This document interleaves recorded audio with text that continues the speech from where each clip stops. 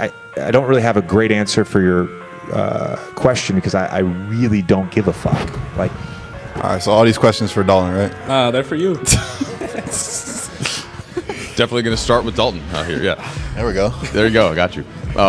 Dalton, JJ the other day talked about you being in a top certain percent of shooters already in the NBA, and I just wonder, as you start to envision, how do you focus on certain elements like the shooting, maybe defense, that are different from U.S. to kind of carry the whole load, right, at Tennessee? How do you think that evolves? Just being myself, just going out there and not only just shooting the ball, but being an all-around player, just going out there, defending, rebounding, passing, and just being out there competing on the floor with all my teammates. So we begin tonight with a Los Angeles Laker propaganda video. That's the best way I can actually describe this. This is a video that the Lakers PR team actually put together.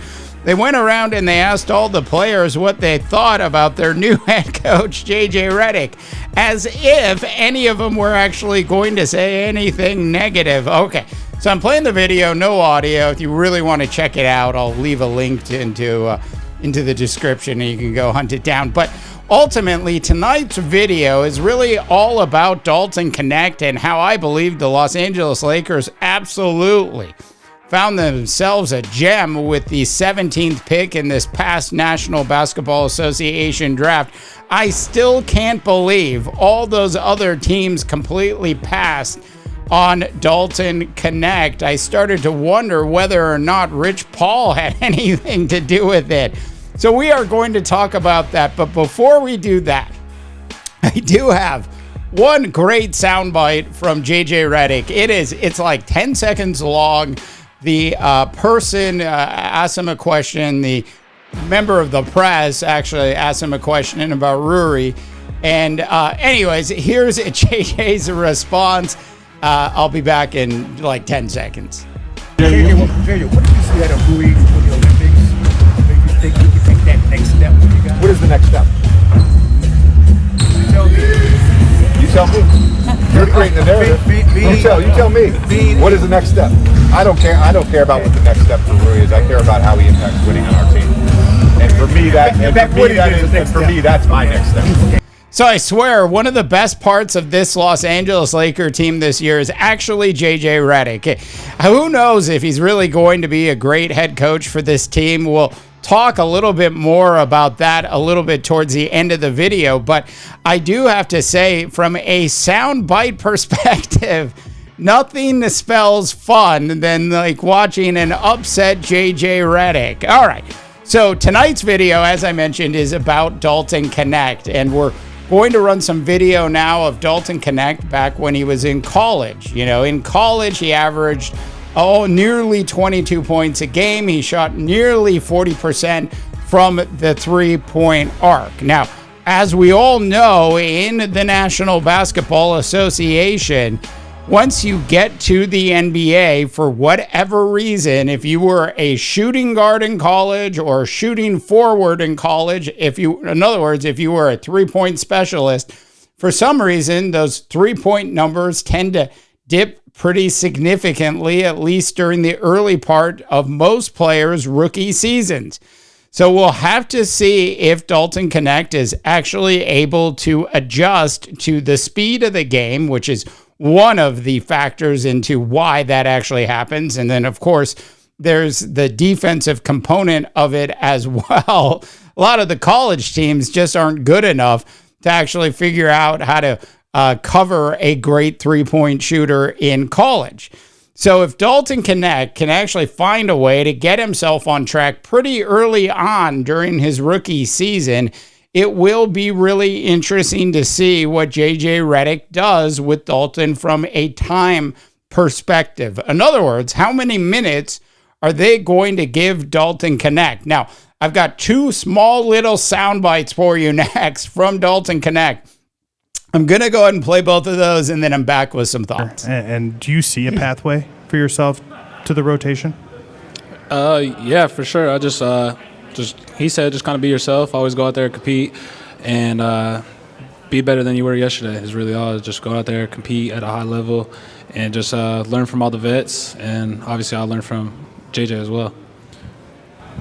Yeah, like you said, just coming in every day, competing, and just also, like you said, soaking it all in like a sponge, just trying to learn as much as you can from the vets. And, yeah.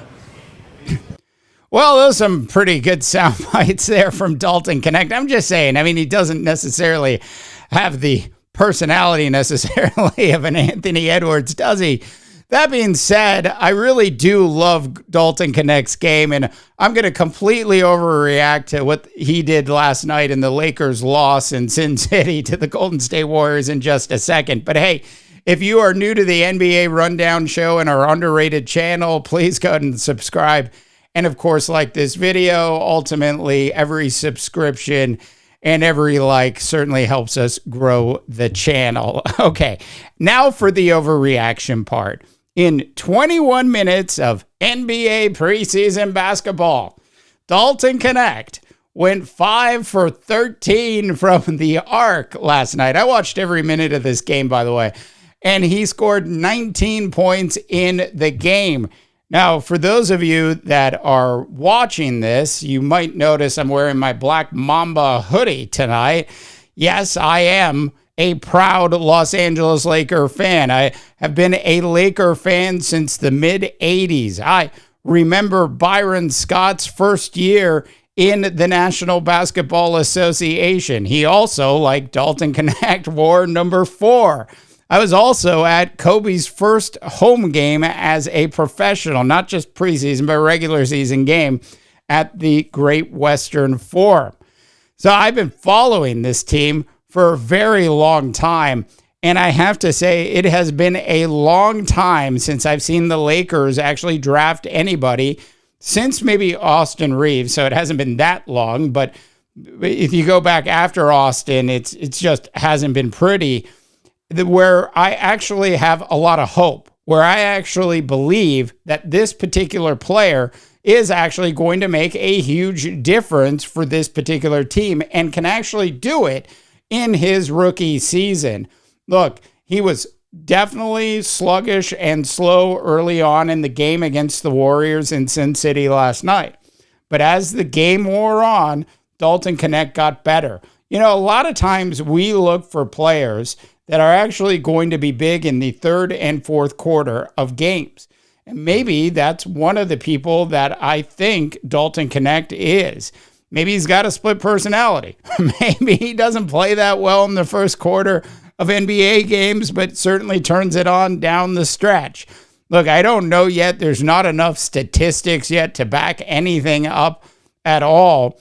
But I can say, as he did in college, where he actually shot just under 40% from the three-point arc, in last night's preseason game, he shot just under 39% in that particular game from the three-point arc. And when you watch, if you go back and you watch the game, what's impressive about the shots that he did make is they are quick release jump shots. They literally hit his fingers, the pass comes to him, and he shoots it right away.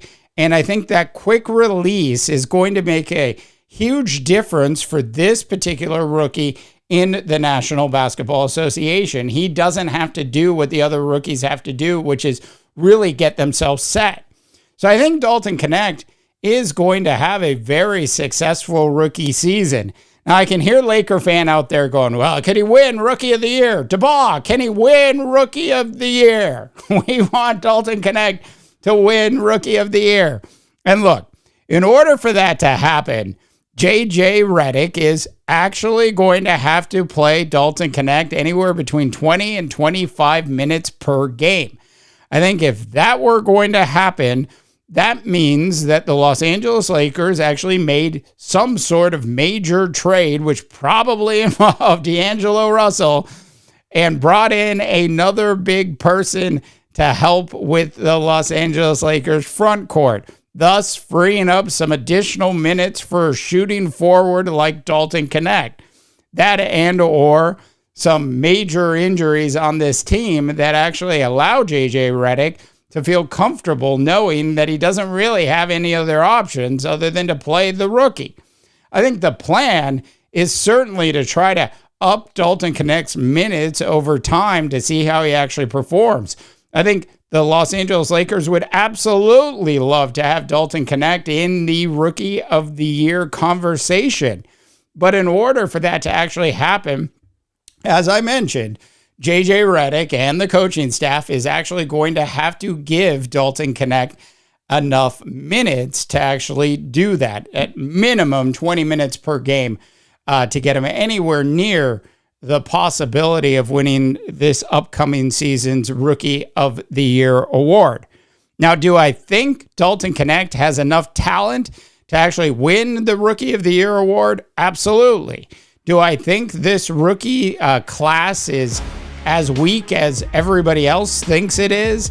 Well, yeah, it's pretty weak, at least at the very top. But when you start to actually get in, when you actually sort of like even Ricochet, when you looked at how well Ricochet actually has played in the preseason as well, you have to sort of take into account the teams that these rookies are actually playing for and how much time they're actually going to get. We've done several videos on rookies during the NBA preseason.